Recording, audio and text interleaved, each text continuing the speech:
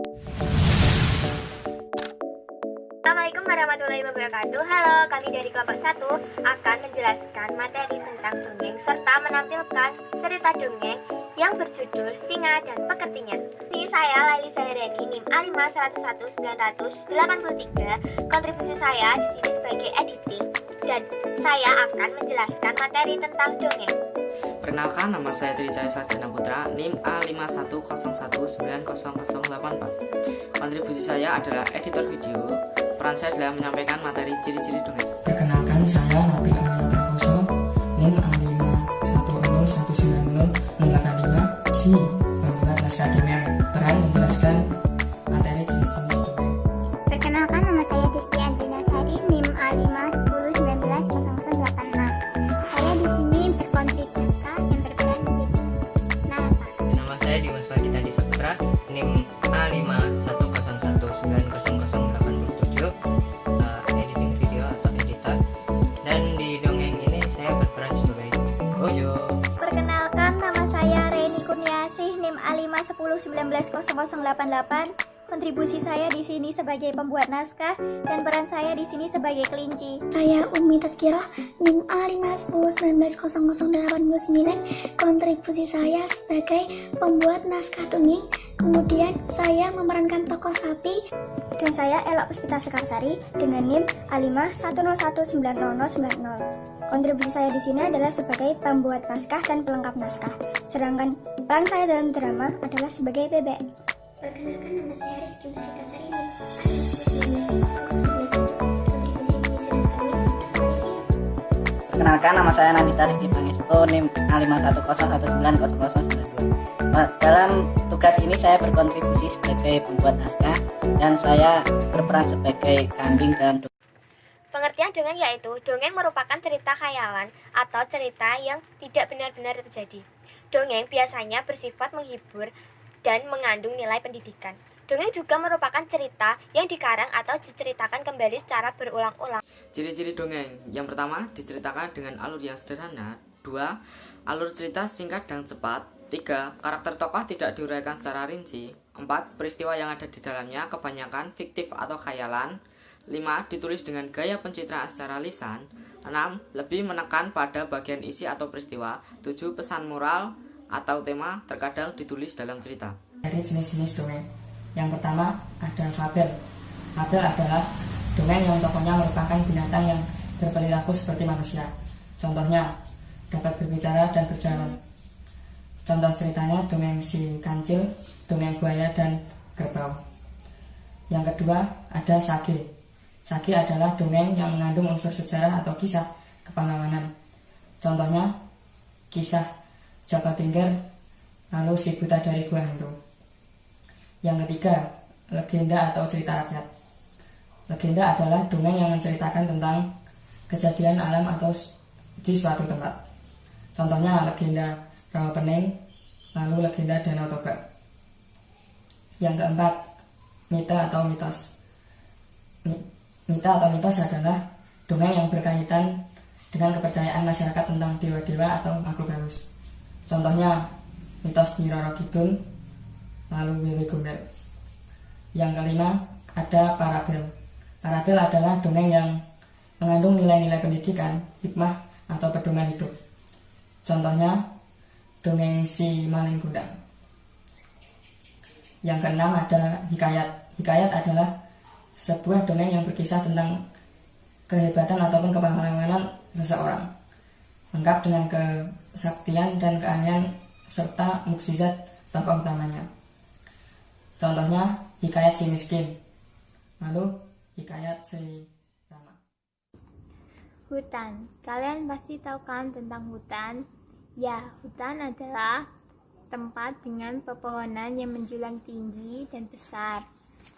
Hutan juga tempat bagi hewan-hewan untuk hidup, seperti singa, gajah, kelinci, bebek, sapi, dan kambing. Ini adalah kisah tentang hewan-hewan tersebut. Jadi, mari kita simak. Bau tanah yang harum setelah semalam diguyur hujan menyambut pagi hari ini.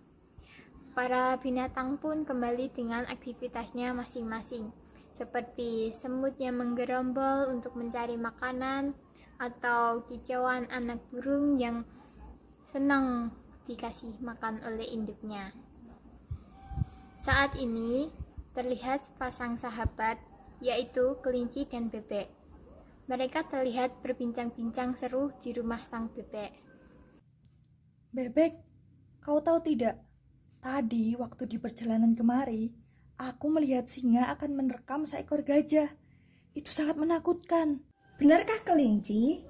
Tapi setauku, singa adalah hewan yang baik. Hah? Tidak mungkin. Aku melihatnya tadi dengan mata kepalaku sendiri. Walaupun ia adalah hewan yang baik, tetap saja ia memakan daging dari hewan lain. Kalaupun kau tidak percaya, pergilah ke tengah hutan. Di sana aku tadi melihatnya. Hah, pasti sekarang ia masih di sana menyantap seekor gajah yang malang. Kelinci berkata dengan marah. Ia menggerakkan kaki kecilnya untuk pergi dari rumah sang bebek. Ia merasa kesal lantaran sahabatnya sendiri tidak mempercayainya. Ia merasa kecewa. Kelinci pun berjalan tak tentu arah. Ia masih kesal dengan sang bebek. Sepanjang perjalanan, ia menggerutu terus-menerus, sampai ia bertemu dengan kambing dan sapi yang sedang makan rumput.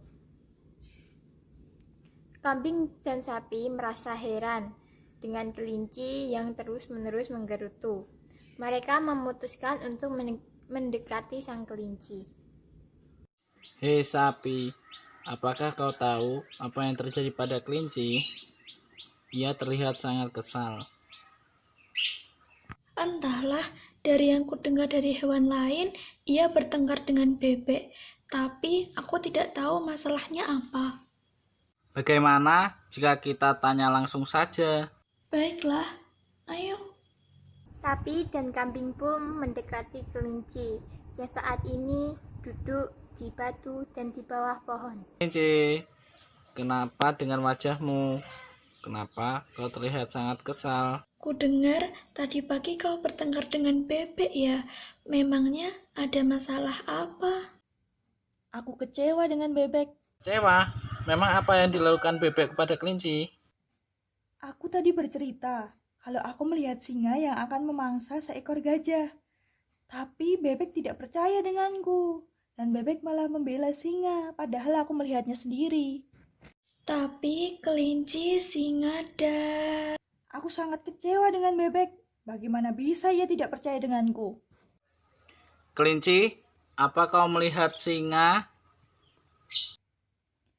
Apakah kalian juga tidak percaya denganku? Hah? Kenapa hewan di hutan ini tidak percaya sih? Aku melihatnya sendiri asal kalian tahu. Dengarlah kami dahulu, kelinci. Jangan memotong perkataan kami. Iya, maafkan aku. Kalian mau bilang apa? Kelinci, apakah kau melihat singa memakan gajah sampai akhir? Apakah kau melihat singa mengoyak daging gajah dan memakannya?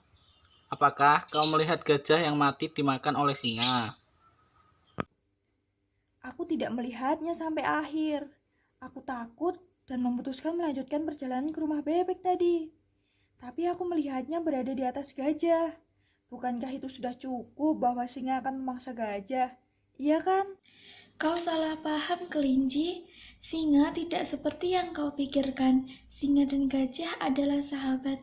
Mereka tumbuh bersama karena singa tidak mempunyai orang tua. Tapi tetap saja singa adalah hewan buas kan? Kemana orang tua singa? Memang benar, jika singa adalah hewan buas, tetapi ia berbeda. Singa sangat baik kepada semua binatang. Ia menolong binatang lain dari terkaman hewan buas lain. Bahkan seminggu yang lalu, sapi hampir saja diterkam oleh seekor harimau saat makan di tengah hutan. Tapi singa menolongnya. Singa bahkan berkelahi dengan harimau sampai badannya terluka. Sampai akhirnya singa menang dan harimau lari kabur begitu saja.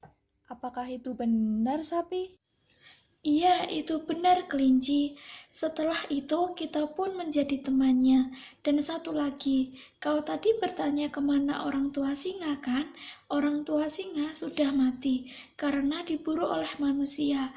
Ibu dan ayah singa menghadang para manusia itu agar singa bisa lari dan bersembunyi. Mereka tertangkap dan membunuh mereka dengan benda logam panjang yang berwarna hitam. Hah? Jadi begitu ya? Aku jadi merasa bersalah kepada singa. Apakah kalian tahu di mana singa sekarang? Aku ingin minta maaf kepadanya. Iya, aku tahu. Mari ikut aku. Sapi dan kelinci pun mengikuti kambing yang berjalan menuju danau. Kelinci sangat merasa bersalah kepada singa lantaran menuduhnya yang tidak-tidak. Dan ia pun merasa bersalah dengan sahabatnya si bebek. Ia akan menemuinya setelah meminta maaf kepada singa. Di suatu sisi, singa dan gajah saat ini tengah berada di danau, ditemani oleh bebek yang sedang melihat dua makhluk besar itu berendam. Singa dan gajah terlihat sangat senang lantaran air danau sangat menyegarkan di siang hari. Kau tidak mau bergabung dengan kami. Ini sangat menyejukkan. Air danau memang terbaik di siang hari. Benar kan gajah? Benar. Ini sangat sejuk, bebek. Kemarilah. Kau murung sejak tadi.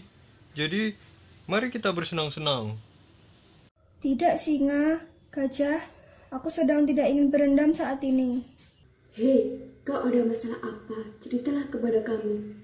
Kita kan juga sahabatmu. Aku tadi bertengkar dengan sahabatku yang lain, yaitu kelinci. Ia tadi melihatmu seperti akan menerkam gajah. Ia salah paham, karena tidak tahu jika kalian bersahabat. Jadi aku tidak enak padamu. Tidak apa-apa, bebek. Memang binatang lain akan memandangku begitu. Karena mereka tidak mengenalku. Ya, seperti sahabatmu itu. Jadi aku memaklumi hal seperti itu. Kau tidak perlu merasa bersalah. Kami kan sahabatmu. Mana mungkin kami marah. Mereka bertiga pun asik berbincang-bincang sampai kambing, sapi, dan kelinci tiba di danau. Kelinci yang melihat singa pun bersembunyi di belakang kambing. Ia merasa sangat marah. Hai singa, gajah, oh ada bebek juga. Hai bebek, senang bertemu. Hei kambing, sapi, dan hei juga kelinci. Kelinci? Di mana? Aku tidak melihatnya. Siapa suruh berkaki pendek? Kau saja yang terlalu besar. Sudahlah kalian berdua. Hei kambing, sapi, kelinci, ada apa kemari? Apa kalian butuh sesuatu? Tidak, singa. Kami di sini karena kelinci mau berbicara dengan... Benarkah itu kelinci? Ada apa memangnya? Sebenarnya aku di sini mau minta maaf kepadamu, singa. Kau tahu aku salah paham denganmu. Aku minta maaf. Iya, aku sudah mendengarnya dari bebek. Tidak apa-apa kelinci. Banyak binatang lain yang juga salah paham denganku. Mengingat aku ada seekor singa. Haha, pasti aku terlihat menakutkan. Apakah itu berarti kau memaafkanku, singa? Ya, aku memaafkanmu kelinci. Kemarilah, kita sekarang teman. Hehehe. Tapi, singa, bolehkah aku tahu kenapa tadi kau seakan-akan memangsa gajah? Tadi aku dan gajah hanya bercanda. Ia terus saja menggelitikku dengan hidung panjangnya. Lalu aku balas, hehehe. Iya kelinci, tadi aku hanya bercanda saja. Jadi jangan salah paham lagi ya. Dan sekarang teman kita bertambah satu lagi. Bukankah itu menyenangkan, bebek? Hahaha, iya. Kelinci mendekati sahabatnya, yaitu si bebek. Ia ingin meminta maaf juga kepadanya. Bebek sahabatku, maafkan aku ya. Tadi pagi aku telah membentakmu. Pasti kau kecewa padaku kan? Tidak kelinci. Akulah yang kecewa pada diriku sendiri. Karena aku tidak menjelaskan bahwa singa dan gajah adalah sahabat. Kau jadi salah paham kan? Aku juga minta maaf. Hehehe, kenapa suasananya jadi sedih begini? Mari kita berendam saja. Sudah lama aku tidak berendam. Jadi dari tadi bau busuk itu kamu kambing. Dari dongeng tersebut dapat kita ambil pesan moralnya, yaitu bahwa kita tidak boleh berprasangka buruk atau menilai orang dari luarnya saja.